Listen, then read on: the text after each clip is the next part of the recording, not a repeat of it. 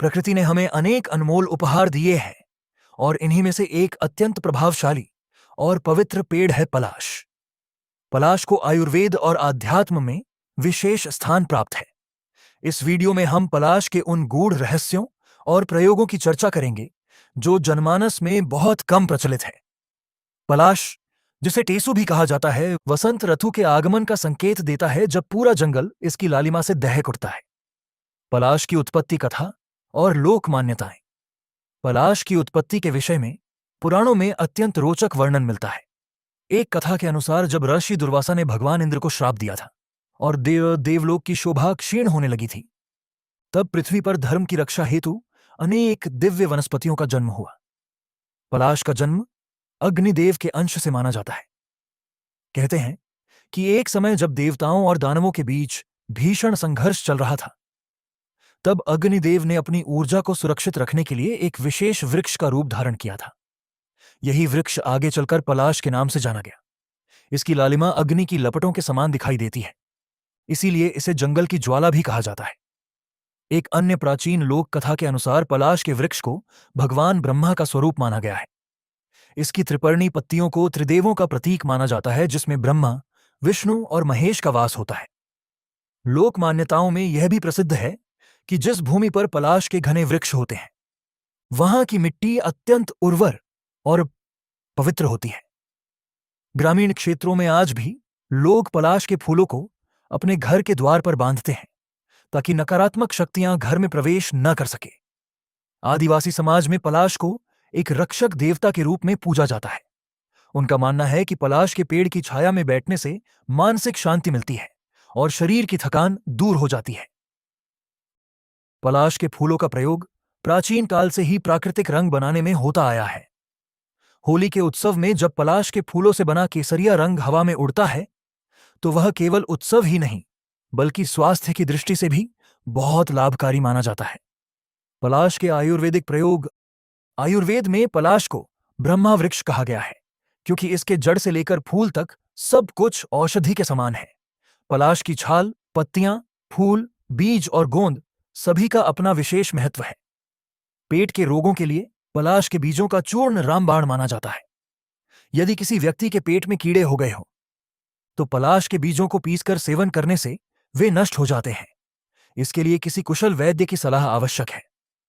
पलाश के फूलों का काढ़ा बनाकर पीने से शरीर की गर्मी शांत होती है और त्वचा संबंधी रोगों में लाभ मिलता है।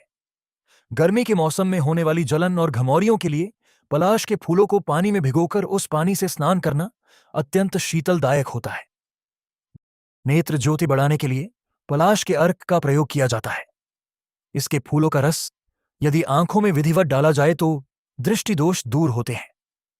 पलाश की गोंद, जिसे कमरकस भी कहा जाता है, हड्डियों की मजबूती के लिए बहुत उपयोगी है। प्रसूता स्त्रियों को शक्ति प्रदान करने के लिए पलाश की गोंद के लड्डू बनाकर खिलाए जाते हैं। यह शरीर को आंतरिक बल प्रदान करता है।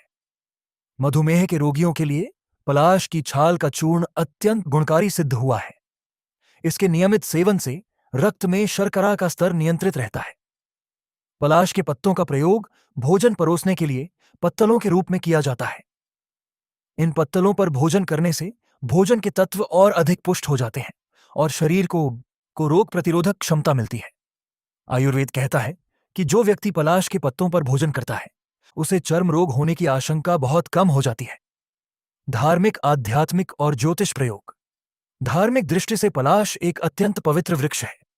हिंदू धर्म में यज्ञ और हवन के समय पलाश की लकड़ियों का प्रयोग समिधा के रूप में किया जाता है।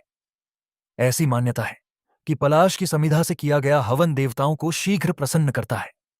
विशेषकर सरस्वती पूजन में पलाश के फूलों का अर्पण अनिवार्य माना गया है क्योंकि पलाश को ज्ञान और विद्या का प्रतीक भी माना जाता है।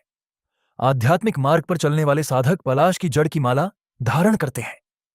इससे मन एकाग्र होता है और ध्यान में गहराई आती है। पलाश के नीचे बैठकर मंत्र साधना करने से सिद्धि शीघ्र प्राप्त होती है।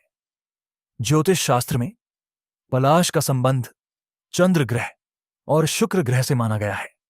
यदि किसी जातक की कुंडली में चंद्र दोष हो या मानसिक अशांति रहती हो तो उसे सोमवार के दिन पलाश के वृक्ष को जल अर्पित करना चाहिए। इससे मन को शांति मिलती है और मानसिक तनाव दूर होता है। शुक्र ग्रह की शुभता प्राप्त करने के लिए पलाश के सफेद फूलों का प्रयोग किया जाता है। सफेद पलाश अत्यंत दुर्लभ होता है और जिसके आंगन में यह लगा हो वहां धन और ऐश्वर्य की कभी कमी नहीं रहती। ज्योतिष के अनुसार यदि कोई व्यक्ति पलाश की जड़ को अभिमंत्रित करके अपनी भुजा पर धारण करता है तो उसके व्यक्तित्व में आकर्षण बढ़ता है और समाज में मान सम्मान की प्राप्ति होती है। दोस्तों, आगे जानकारी बताऊंगा उससे पहले आपसे निवेदन है, आप हमारे इस वीडियो को भारत के किस राज्य से देख रहे हैं, आपके जिले क्या है या आपके गांव का नाम क्या है, कमेंट बॉक्स में अपना नाम और स्थान जरूर लिखना ताकि हमें भी पता चले हमारे दर्शक भारत के किस क्षेत्र से सबसे ज्यादा हमारे ज्ञानवर्धक जानकारी को देखते हैं। पलाश के तांत्रिक प्रयोग। तंत्र शास्त्र में पलाश को एक चमत्कारी वनस्पति माना गया है। इसके प्रयोग से कई प्रकार की बाधाओं का निवारण किया जाता है। तंत्र के अनुसार पलाश की जड़ में अद्भुत शक्ति होती है। यदि किसी घर में क्लेश रहता हो या बुरी शक्तियों का साया महसूस होता हो तो पलाश की जड़ को शनिवार के दिन काले कपड़े में बांधकर घर के मुख्य द्वार पर लटका देना चाहिए। इससे नकारात्मक ऊर्जा का नाश होता है। वशीकरण और आकर्षण के प्रयोगों में पलाश के बीजों का विशेष महत्व है। पलाश के बीजों को गोरोचन के साथ घिसकर तिलक लगाने से व्यक्ति का प्रभाव बढ़ता है और लोग उसकी ओर आकर्षित होते हैं। हालांकि इन प्रयोगों को केवल सात्विक उद्देश्यों के लिए ही करना चाहिए। धन प्राप्ति के लिए पलाश के फूलों को एक लाल कपड़े में बांधकर तिजोरी में रखने से धन की आवक बढ़ती है। तांत्रिक ग्रंथों में वर्णन मिलता है कि यदि रवि पुष्य नक्षत्र में पलाश की जड़ को घर लाया जाए और उसका पूजन किया जाए तो दरिद्रता का नाश होता है। शत्रु बाधा से मुक्ति के लिए पलाश के कांटों का प्रयोग किया जाता है। इसके अतिरिक्त यदि किसी बालक को नजर लग गई हो तो पलाश के पत्तों की धूनी देने से नजर दोष दूर हो जाता है। पलाश के पेड़ के नीचे दीपक जलाने से पितृ दोष में भी शांति मिलती है और पेशैयार पितरों का आशीर्वाद प्राप्त होता है। पलाश के वास्तु अनुसार प्रयोग। वास्तुशास्त्र के अनुसार घर की दिशाओं और वहां लगे वृक्षों का मानव जीवन पर गहरा प्रभाव पड़ता है। पलाश के वृक्ष को घर की उत्तर या पूर्व दिशा में लगाना अत्यंत शुभ माना जाता है। इससे घर में सकारात्मक ऊर्जा का प्रवाह बना रहता है। यदि आपके घर के पास पलाश का पेड़ स्वतः ही उग आया है तो इसे ईश्वर का आशीर्वाद समझना चाहिए। वास्तु दोष के निवारण के लिए पलाश की सूखी लकड़ियों को घर के ईशान कोण में रखना लाभदायक होता है। इससे घर के बच्चों की बुद्धि प्रखर होती है और पढ़ाई में मन लगता है। पलाश के फूलों की आकृति को यदि घर की मुख्य दीवार पर चित्रित किया जाए तो इससे घर की सुंदरता के साथ साथ सौभाग्य में भी वृद्धि होती है। पलाश के पेड़ के पास तुलसी का पौधा लगाना और भी मंगलकारी माना गया है क्योंकि यह संतुलन की स्थिति पैदा करता है। ध्यान रहे कि पलाश के वृक्ष को कभी भी घर के बिल्कुल मध्य में नहीं लगाना चाहिए। इसे हमेशा अहाते या बगीचे में लगाना चाहिए ताकि इसकी जड़ें घर की नींव से थोड़ी दूर रहे।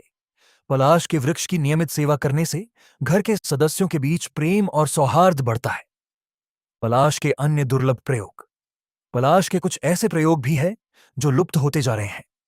प्राचीन काल में पलाश की छाल से निकलने वाले रेशों से रस्सियां बनाई जाती थीं जो बहुत मजबूत होती थीं। पलाश की जड़ के रेशों का प्रयोग कागज बनाने में भी किया जाता था। चित्रकला में पलाश के फूलों से बने रंगों का प्रयोग किया जाता था जो सदियों तक अपनी चमक नहीं खोते थे। ग्रामीण क्षेत्रों में आज भी पलाश की छाल का प्रयोग चमड़ा साफ करने और उसे रंगने में किया जाता है। पलाश के बीजों से एक विशेष तेल निकाला जाता है जो जोड़ों के दर्द और गठिया में मालिश के काम आता है।